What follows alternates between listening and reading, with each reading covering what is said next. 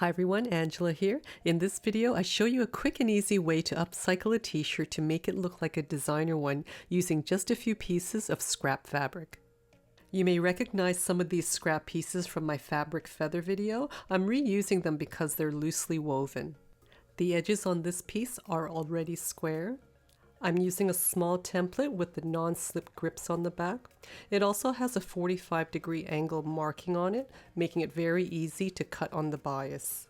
Place that line on the edge of the fabric and then cut along the edge of the template. Cut out bias strips that are 3/8 of an inch or 1/2 an inch wide. That's about 10 or 12 millimeters.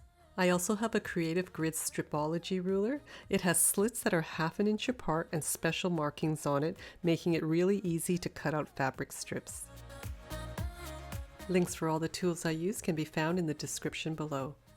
Draw out any simple design onto your shirt. Place some plastic or a magazine underneath.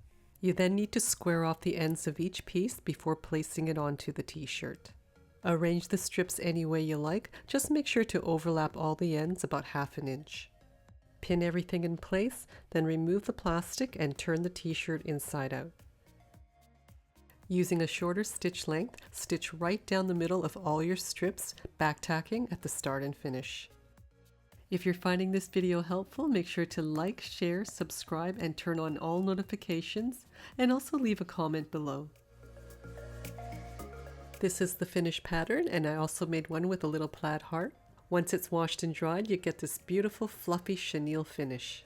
Make sure to have a look at some of my other videos. Thanks again for watching. Until next time, take care and happy sewing.